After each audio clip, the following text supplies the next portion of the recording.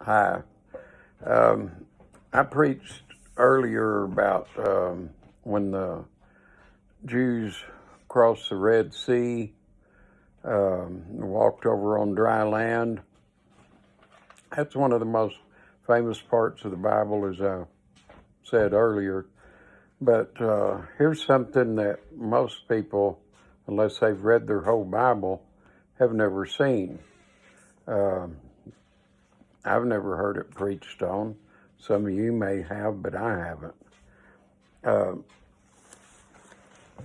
The story starts earlier, but Joshua chapter 3 starts out, and Joshua rose early in the morning, and they removed from Shittim and came to Jordan, he and all the children of Israel, and lodged there before they passed over. And it came to pass after 3 days that the officers went through the host, and they commanded the people, saying, when you see the ark of the covenant of the Lord your God, and the priests, the Levites, bearing it, then you shall remove from your place and go after it. Yet there shall be a space between you and it, about 2,000 cubits by measure. Come not near unto it, that you may know the way by which you must go, for you have not passed this way heretofore. And Joshua said unto the people, sanctify yourselves, for tomorrow the Lord will do wonders among you. And Joshua spake unto the priests, saying, take up the ark of the covenant, and pass over before the people. And they took up the ark of the covenant, and went before the people. And the Lord said unto Joshua, this day will I begin to magnify thee in the sight of all Israel, that they may know that as I was with Moses, so I will be with thee. And thou shalt command the priests that bear the ark of the covenant, saying, when you are come to the brink of the water of Jordan, you shall stand still in Jordan. And Joshua said unto the children of Israel, come hither and hear the words of the Lord your God. And Joshua went and told them basically what he was supposed to do, what the Levites were supposed to do, and what the other people were supposed to do because of what God had told him. And in verse 13 it says, and it shall come to pass, as soon as the soles of the feet of the priests that bear the ark of the Lord of all the earth, shall rest in the waters of Jordan, that the waters of Jordan shall be cut off from the waters that come down from above, and they shall stand upon a heap. And it came to pass, when the people removed from their tents to pass over Jordan, and the priests bearing the ark of the covenant before the people, and as they bear the ark,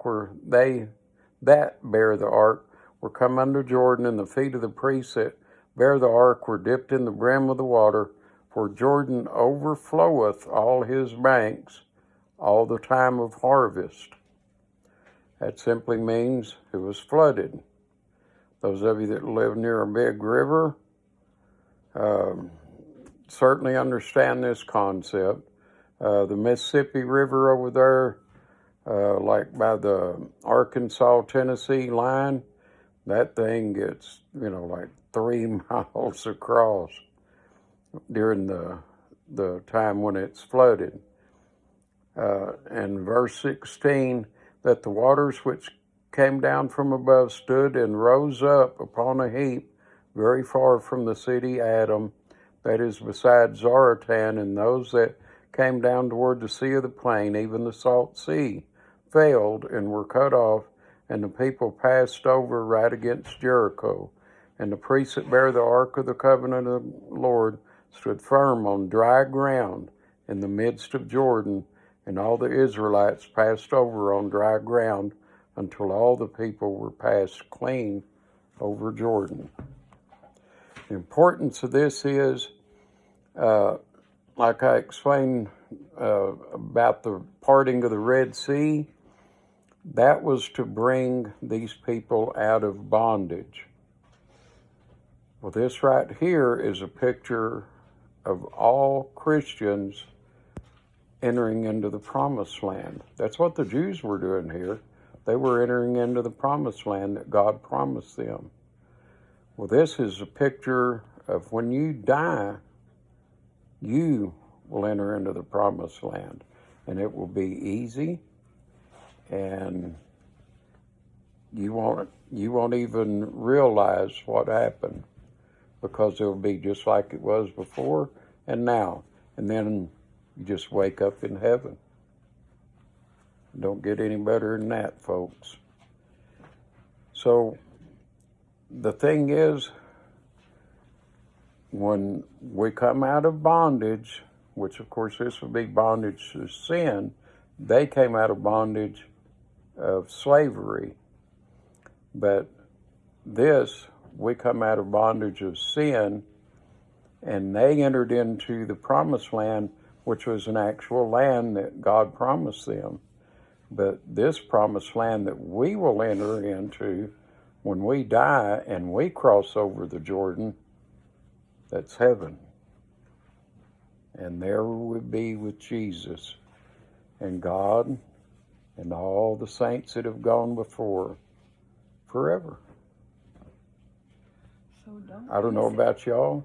I can't wait. So don't miss it. Yep.